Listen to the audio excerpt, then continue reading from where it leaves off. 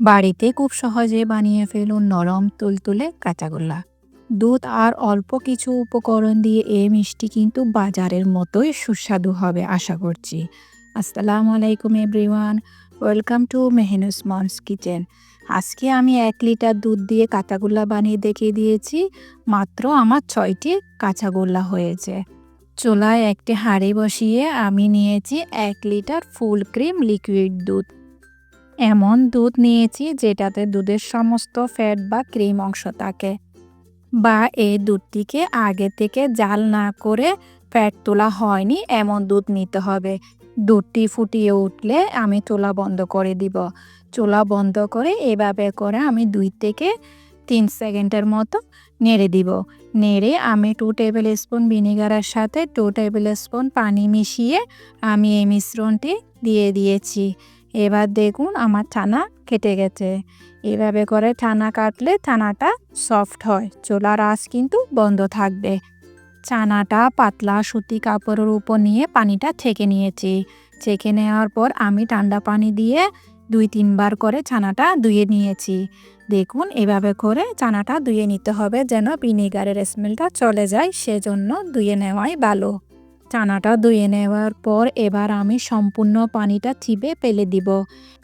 আলতো হাতে ছানার সম্পূর্ণ পানিটা চিপে ফেলে দিয়েছি। বেশি চিপতে যাবেন না, না হয় ছানাটি ড্রাই হয়ে যাওয়ার সম্ভাবনা থাকে।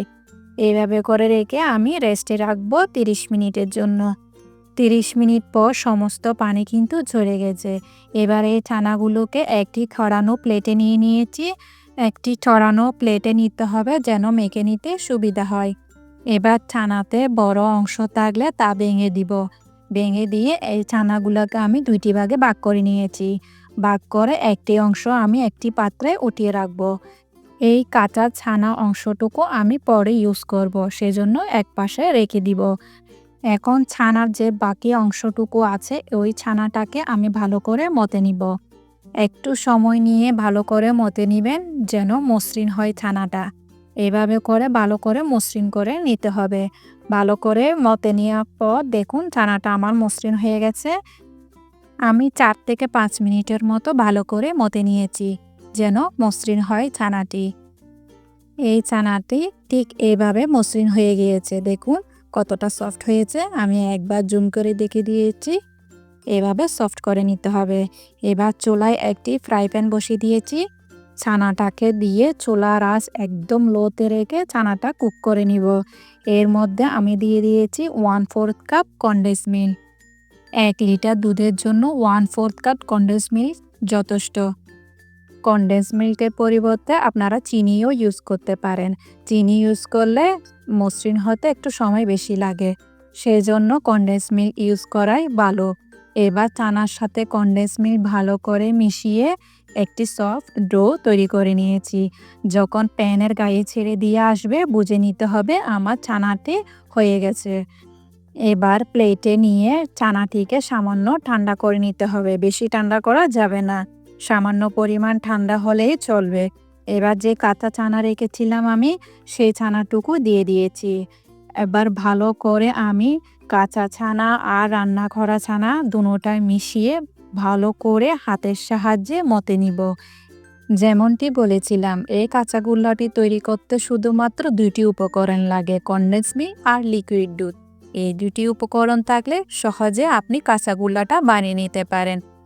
কাঁচা চানা আর রান্না করা চানা একসাথে ভালো করে মতে নিয়ে ডো তৈরি করে নিয়েছি। এবার পরিমাণ মতো ডো নিয়ে আমি একটি বলের শেপ দিয়ে নিব। আমি মিডিয়াম সাইজের মতো কাঁচাগোল্লা তৈরি করে নিয়েছি। আপনারা চাইলে আরও বড় বা ছোট তৈরি করতে পারেন। কাঁচাগোল্লাতে সুন্দর ও আকর্ষণীয় করার জন্য আমি গুঁড়া দুধে কোট করে নিয়েছি। আপনারা চাইলে মাওয়াও ইউজ করতে পারেন। মাওয়াকে গ্রেট করে কোট করে নিতে পারেন। 1 লিটার দুধ দিয়ে আমি 6টি কাঁচাগোল্লা তৈরি করে নিয়েছি। এবার দেখতে আরও একটু বেশি ভালো লাগার জন্য আমি সাফরন আর পেস্তা বাদাম ইউজ করেছি। মিষ্টির জগতে সবচেয়ে সহজ একটি মিষ্টি রেসিপি আজকে দিয়ে দিলাম। বাস তৈরি হয়ে গেল চানার কাঁচাগোল্লা মিষ্টি। রেসিপি যদি ভালো লেগে থাকে তাহলে লাইক, কমেন্ট, শেয়ার করতে একদমই ভুলবেন না। দেখা হচ্ছে নতুন আরেকটি